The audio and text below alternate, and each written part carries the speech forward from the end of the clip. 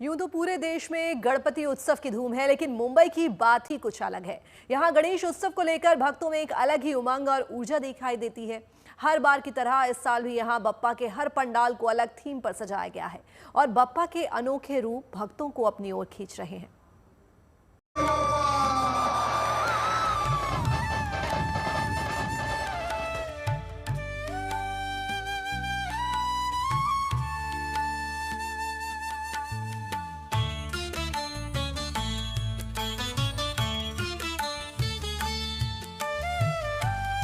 मुंबई की हर गली हर मोहल्ले में गणपति बप्पा मोरिया की गूंज है।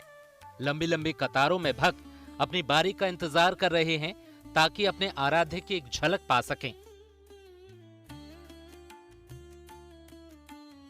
हर पंडाल को अलग थीम पर सजाया गया है। बप्पा के अद्भुत अनूठे स्वरूपों के जरिए समाज को संदेश देने की भी कोशिश की गई है। दिलचस्प यह है कि मुंबई के कांदिवली के द हैथवे साई स्टार गणेशोत्सव मंडल में एक नहीं दो थीम पर बप्पा का पंडाल सजाया गया है। जो कोई भी उन जगहों पर नहीं पहुंच पाता वो मुंबई के कांदिवली के इस गणेश उत्सव मंडल में पहुंच सकता है। आप खुद देखें, नंदी यहां विराजमान है और काफी सुंदर लग भी रही हैं। लोग इनके दर्शन करते हैं और फिर महादेव के दर्शन करते हैं। महादेव के दर्शन करने के बाद लोग चलचित्र देखते हैं और चलचित्र के बाद अचानक से ही गणपति बप्पा जो है वो प्रकट हो जाते हैं। हैथवे साई स्टार गणेशोत्सव मंडल इस साल 25वीं वर्षगांठ मना रहा है, लिहाजा इस बार के आयोजन को खास बनाने की पूरी कोशिश की गई है। यहाँ तस्वीरों के जरिए ऑपरेशन सिंदूर में भारतीय सेना की वीर गाथा प्रस्तुत की जाती है। इसके समापन पर अचानक से भक्तों को गणपति बप्पा के दिव्य दर्शन होते हैं। ये ऐसा पल होता है जब भक्त खुशी और गर्व से झूम उठते हैं। इतना ही नहीं, इस पंडाल में भगवान शिव के 12 ज्योतिर्लिंगों की रेप्लिका यानी प्रतिकृति भी संजोई गई हैं। हम 25 साल से नए नए थीम्स, नए नए चलचित्र, ये सब हमारे सोच में आता है। इस साल हमारे सोच में आया कि हम हर साल एक नया मंदिर बनाते हैं। इस साल हमने सोचा कि हम 12 शिवलिंग बनाए और 12 शिवलिंग का हम एक साथ लोगों को दर्शन प्राप्त कराएं।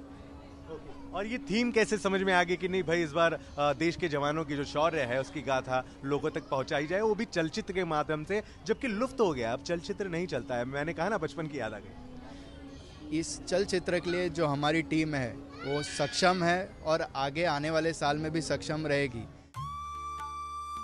इस इको फ्रेंडली पंडाल को आर्टिफिशियल ट्रीज, झरनों से भी सजाया गया है। बप्पा को आर्टिफिशियल पॉन्ड यानी कृत्रिम तालाब में विसर्जित करने की योजना है।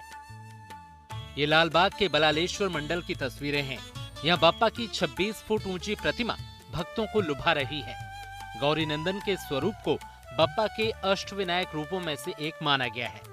हर दिन यहाँ हजारों भक्त श्री गणेश का आशीर्वाद लेने पहुंच रहे हैं। बलालेश्वर मंडल लालबागचा राजा के करीब ही स्थित है। इस मंडल को 65 साल पहले मिल मजदूरों ने स्थापित किया था और अब इसका शुमार मुंबई के प्रतिष्ठित पंडालों में होता है। ये जो रूप में देख पा रहा हूँ कहीं ना कहीं अष्टविनायक से है, फिर भी आप बताएं अपनी जुबानी यहाँ की कहानी, कौन सा अवतार है? ये अवतार बल्लाड़ेश्वर है जो पाली में है, उनका अवतार पे आज इस बार थीम बेस्ड है। अच्छा। और हमारा मंडल का नाम भी बालगणेश बल्लाड़ेश्वर करके ही है। अच्छा। इसलिए वो थीम में है। ओके। क्या क्या आयोजन होता है? आपने तो सालों से अपनी आंखों से गणेश उत्सव देखा होगा, शुरू जब हुआ और आज कितना एक्सपीरियंस, क्या कहेंगे? शुरू से आज तक जो अभी चालू है, जो 1951 में जो पहला गणपति बप्पा बैठा था वो एक दादर के नीचे बैठे थे। एक छोटा जगह था, 1-1.5 फुट का मूर्ति था। आज हम लोग इस मुकाम पर पहुँचे।